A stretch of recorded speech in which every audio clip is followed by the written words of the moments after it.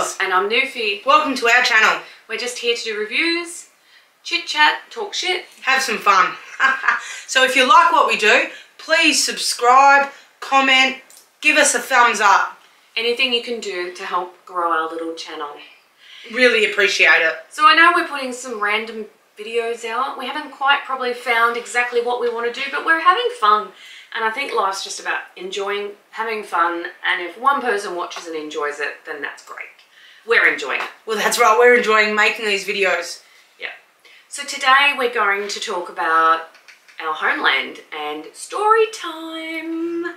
So when I talk about our homeland, we're talking about Australia. Aussie, Aussie, Aussie. Oi, oi, oi. That's what we do. You might have heard that chant around the world, I don't know. Especially at soccer games. Yeah. So in Australia, like all countries, there are the Indigenous people. So here in Australia, we refer to our Indigenous people as Aboriginal and Torres Strait Islander. Very important that we include that. Now, we're not going to sit here tonight and pretend we're experts, because we are absolutely not. This is just exactly chit-chat. Right. No. Chit-chat. Please don't take offence to anything that we may or may not say. Certainly not meant to be offensive. It's just meant to be a general chat. Yeah. And just to let people know about who we are and story time. Yeah. And we thought story time was a good way to talk about it, because you know, Aboriginal and Torres Strait Islanders do often refer through stories to tell their stories through all the generations. Yeah, it's very much word of mouth, pass down the stories from father to son, mother to, you know, and that's how, you know, and I'm pretty sure they've got their own story time. They do have their own story time. Yeah. So one of the things that we do here in Australia, especially professionally, through all of meetings, we always thank the traditional owners of the land.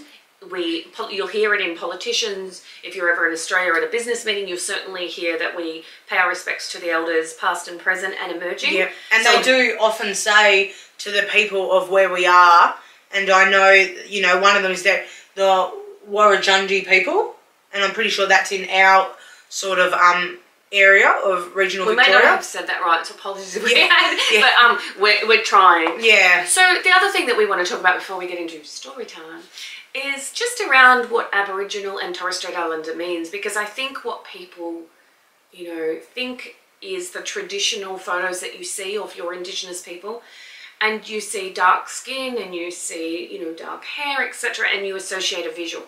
But it's not always the case. No, definitely not.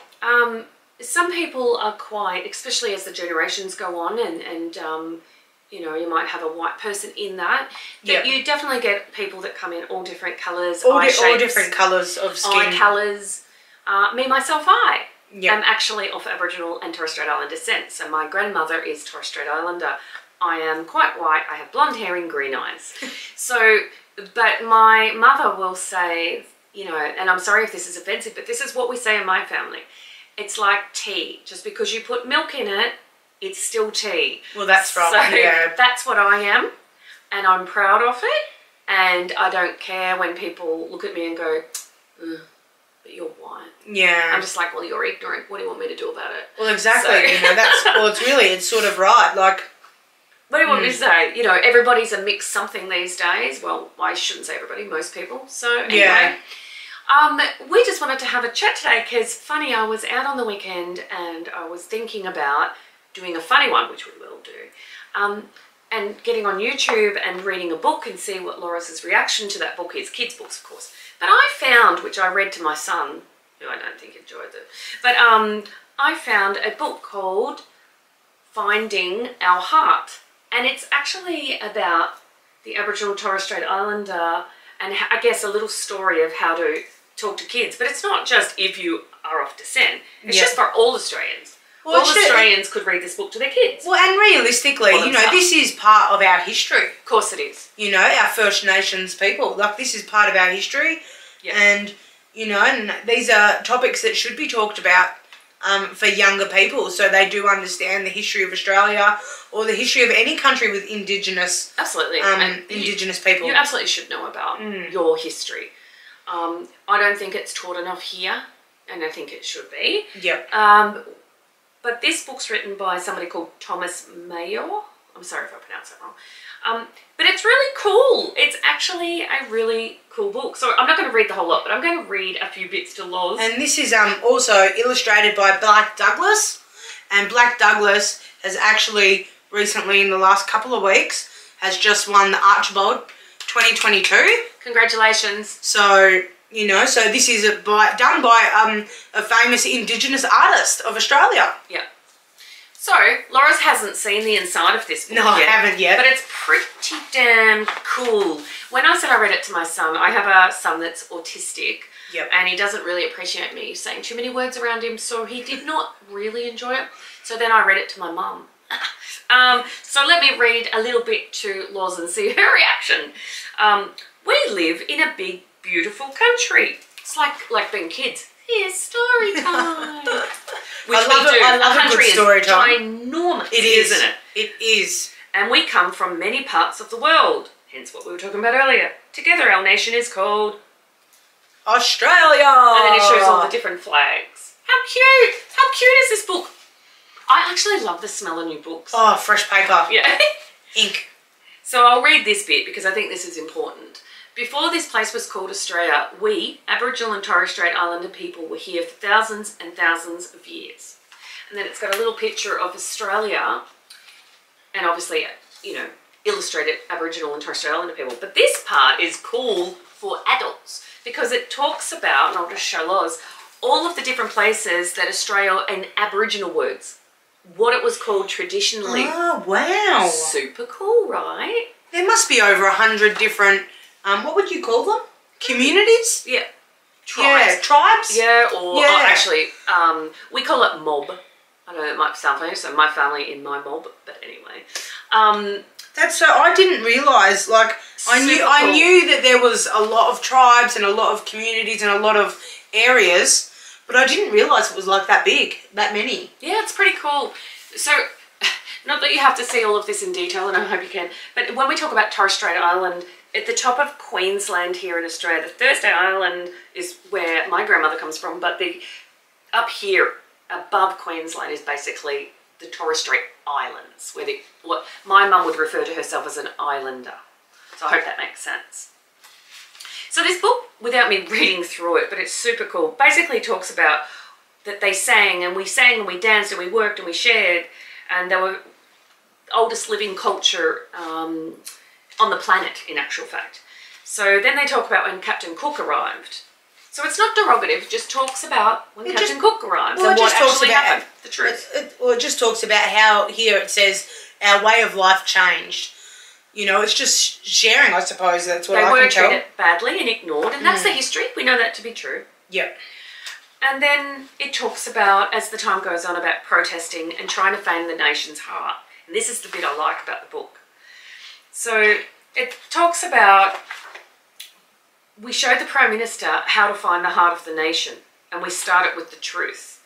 And they actually put in here the real signed Uluru Statement. So Uluru is a tourist destination, but it's originally owned by Aboriginal and Torres Strait Islander people. So it's not owned. They don't own the land. No. They respect the land and live in the land. So yeah, so Uluru is, I've not been there. I'd like to go there. No, I haven't. It looks amazing. Yeah, so when we're saying these things, we're not meaning to offend everyone, and everyone in Australia is very opinionated about this stuff. Definitely. We're just saying our opinion. We don't want to be controversial. But, you know, I think it is good that we look after our history. And, you know, happening, even though I would have loved to have climbed Uluru, I think it's fantastic that we're trying to protect it for thousands of years to come. Let's be honest though, would we really be able to climb it? We'd probably get like 3 steps up and go, can't make it. Let's go home. I can't walk anymore. But you know, I think it would be lovely, and you know, I think it'd be fantastic to go and see. Yeah. I really do. Like, I think it's an important part of our history, and it's something that we should be learning about. Absolutely. So the book, Story Time, talks about finding a heart of a nation, and it says things like, it didn't come with the ships. Yeah. It didn't grow on the farms, because obviously these things did not exist before Captain Cook. It talks about the explorers couldn't find it. Can I press record? Yeah. Can you see that record? It's red. We'll cut that bit. Okay, here we go. So they searched far and wide Wouldn't I make a great storyteller? It wasn't in the banks or in the ground, which is an interesting way to be a little bit political, I reckon. Definitely. But nice enough that this is a kid's book, or in the big cities. Interesting fact as we're going on to this page, it talks about the 1901 Constitution. It definitely was not in there. And it talks about other places. But the heart of the nation has always been right here, in our heart. And in our voices and in our stories. And I thought, what a cute way to write a book. Well, it definitely is. What a cute way that was so much meaning, but also cute. So then it talks about how they came all together at Uluru, invited all of Australian people to accept the gift of voice and culture. And we invited everyone to listen and tell the truth. And I just thought it was super, super cute. But I just wanted to go back to the Constitution. So, but before I do, and then it goes on to some more words, and that's way too many words to read to my autistic son who says, fuck off. But it was really interesting for me to read, funny enough. But one of the things in here, I don't know, this is just a fact, but in 1967 is when Indigenous Australians were considered human. That wasn't that long ago. No. So that is in... And that's, you know, here within Australia. Yeah. That's when, our Indigenous people, both Aboriginal and Torres Strait Islander, were more recognised in society.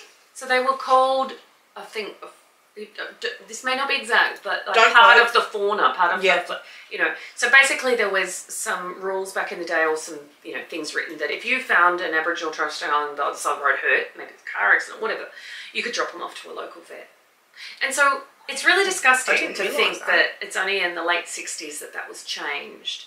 And if you think my mother was born in 1944, you certainly tried to make your children as white as possible. Don't stand out, don't go to hospitals, your kids will be taken, you know. That's what they grew up with. So when people say, oh, it's so long ago and it's not this generation. Well, really, that was not that long ago. That was like a stone's throw away. Yeah. So anyway, we've probably got a lot more political than I want it to be. Next time we'll do a real funny story. But we just wanted to show you the photo of what Uluru actually, now, you know. I'll just bring it up a little bit just so I can show off some of the beautiful illustrations. So that's what Uluru is. It's just a massive rock in the middle of the Northern Territory. Red. Big red. So this is the front cover of the book.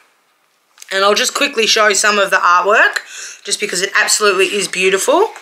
And definitely the fella that has created the artwork for this, you know, is a very well-known artist. And it's fantastic that they've got their artwork out there and they've just won a massive prize, which, you know, really shows, like, how great it is.